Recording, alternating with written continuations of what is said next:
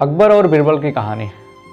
एक बार बीरबल अकबर के दरबार में जाते हैं तो देखते हैं कि अकबर काफ़ी परेशान और चिंतित लग रहे थे। तो बीरबल ने पूछा, महाराज आप इतने परेशान तो कभी नहीं दिखते, क्या बात है, आप चिंतित क्यों हैं? तो अकबर ने कहा, बीरबल मेरे मन में कुछ ऐसे सवाल चल रहे हैं जिसका जवाब मैं नहीं खोज पा रहा हूँ और ये सवाल मुझे अंदर ही अंदर खाया जा रहा है। तो बीरबल ने कहा, महाराज वो सवाल बताइए, पूछिए क्या सवाल है, जवाब देने का प्रयास करूंगा। अकबर ने कहा कि भगवान कहाँ रहते हैं, भगवान कैसे मिलते हैं, भगवान क्या करते हैं? बीरबल को भी इसका जवाब नहीं आ रहा था। बीरबल ने कहा कि महाराज कुछ समय दीजिए, इसका जवाब मैं खोजने का प्रयास करूंगा। अकबर ने कहा ठीक है। शाम को बीरबल अपने घर जाते हैं और काफ़ी चिंतित रहते हैं। तो बीरबल के बेटे ने पूछा, पिताजी आप इतने परेशान और चिंतित क्यों हैं? कहा, बेटा अकबर ने कुछ सवाल मेरे से पूछे हैं जिसका जवाब मुझे पता नहीं चल रहा है। तो बीरबल के बेटे ने कहा, पिताजी आप मेरे से पूछिए, मैं बताऊंगा उसका जवाब क्या होगा, मैं आंसर दूंगा। तो बीरबल ने कहा अपने बेटे से कि अकबर का सवाल है भगवान कहाँ रहते हैं, भगवान कैसे मिलते हैं और भगवान क्या करते हैं? तो बीरबल के बेटे ने कहा कि पिताजी ये तो सवाल बहुत आसान है, आप परेशान ना होइए, मैं सुबह चल करके राजा साहब से मैं खुद ही इसका जवाब दे दूंगा, बता दूंगा। तो बीरबल बहुत खुश हुए।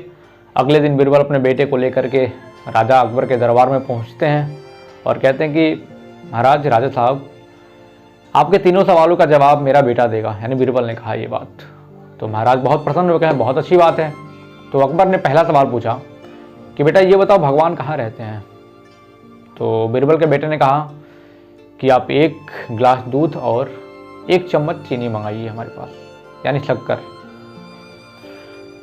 बीरबल के बेटे ने उस चीनी को दूध में अच्छे से घोल दिया और महाराज को बोला कि महाराज अकबर इसको पीजिए।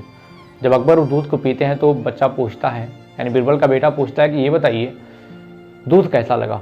तो अकबर ने जवाब दिया, दूध बहुत मीठा लगा।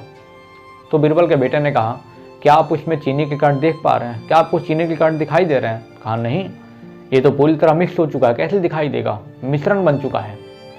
तब बीरबल के बेटे ने कहा, यही तो मैं आपको बताना चाहता हूँ कि भगवान हर जगह हैं, यत्र तत्र सर्वत्र, कण कण में भगवान है, बस हम उन्हें देख नहीं पाते हैं। बीरबल के बेटे के जवाब को सुनकर अकबर बहुत प्रसन्न हुए और कहा, बेटा मेरा दूसरा सवाल है, भगवान कैसे मिलते हैं?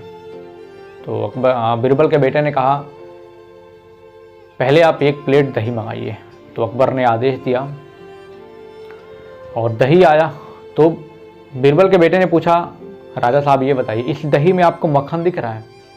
तो अकबर ने कहा, मक्खन अभी है इसमें, लेकिन ऐसे थोड़ी ना दिखेगा, इसको मथना पड़ेगा, मंथन करना पड़ेगा। तो बीरबल के बेटे ने कहा, बिल्कुल, भगवान कैसे मिलते हैं इसका जवाब मिल जाएगा आपको। जब दूध से दही बनता और दही से मक्खन निकालने के लिए हमें मथना पड़ता, उसी प्रकार भगवान से मिलने के लिए, भगवान के दर्शन करने के लिए हमें साधना करना होगा, पूजा पाठ करना होगा, भगवान को अपने आप को समर्पित करना होगा। तो बीरबल के बेटे का जवाब सुनकर अकबर बहुत खुश हुए और कहे, बेटा आखिरी सवाल मेरा, इसका जवाब तुम्हें देना पड़ेगा। बीरबल के बेटे ने कहा, बिल्कुल पूछिए, आप क्या पूछना चाहते हैं? उन्होंने कहा कि भगवान क्या करते हैं?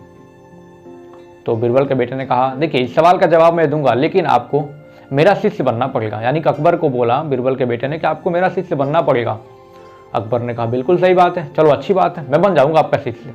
तो बीरबल के बेटे ने कहा, आपको पता है ना, शिष्य हमेशा गुरु से छोटे स्थान पर बैठता है और गुरु हमेशा ऊंचे स्थान पर बैठता है।